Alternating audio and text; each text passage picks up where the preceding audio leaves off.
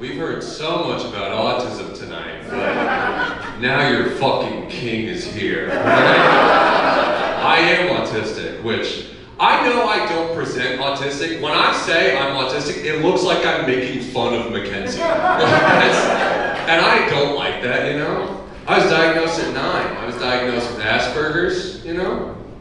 And when I was diagnosed, the doctor told me, hey, you have to tell your class you have Asperger's. No. You want me to tell a 4th grade class that I have Asperger's? Just a recipe for bullying? I told him I had AIDS. That was easier to explain. Nice. You guys are fun. You guys are fun. I normally don't tell people I'm autistic. I usually kind of keep that to myself. But I do for myself, for my own fun. I like to give little autistic breadcrumbs, you know? The other day at work, my coworkers were talking about birthdays. And I know everybody's birthday. So one of them to the other goes, hey, what's my birthday? I wasn't even in the conversation. But from across the room, I just went, it's September 13th! Jacob, what was that? And then I started pointing at everybody, listing off everybody's birthday one at a time. And then I started listing off the days they're gonna die. Because I know that. June 12th, buddy. I don't want to spoil it, but it's gonna be pretty gay. Sweet, you guys, I like you guys, you know? This is why I like stand-up. Also, I like that they made my photo black and white, like I fucking died. Anyway, that's crazy. But during the middle of my set, they just take the shot.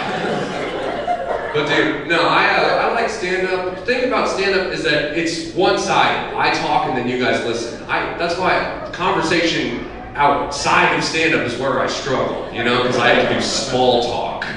Small talk makes me want to kill myself.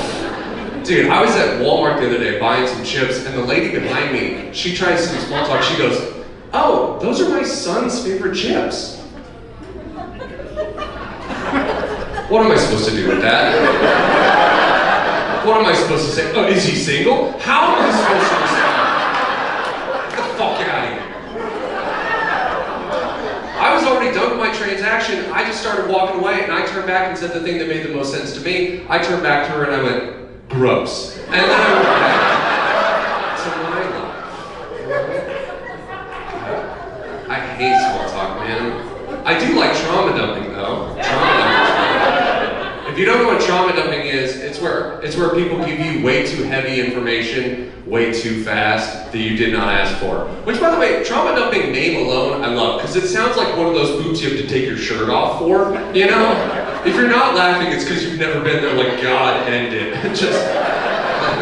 just praying for things that aren't real, like, I'll talk to my kids again. You don't have kids. I'll do anything. But trauma dumping, when I first found out about it, probably on Christmas when my mom punched me. That's a silly joke that's not true, but just to show you how it works, right? You know?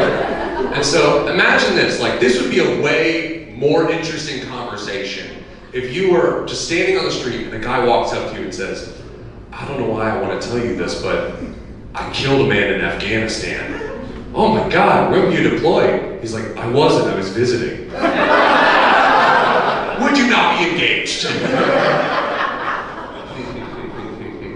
guys are fun. I'm in therapy, obviously, and I have therapy tattoos. Like, I didn't know those were a mistake. On my right wrist, it says, I love you. And I didn't realize that was dumb until my friend goes, hey, Jacob, don't you jerk off with your right hand? Fuck. I didn't think about that. And then I had to go, no, actually, I jerk off with my left, and on my left it says, I'm doing this for me. Worked out perfectly. Guys, I'll leave you with one last little joke here, and then I'll get out of here, okay? You know, I found out a fun fact the other day. I found out 25% of men are growers, 25% are showers, and the other 50% would not show me their penis. Guys, I love you.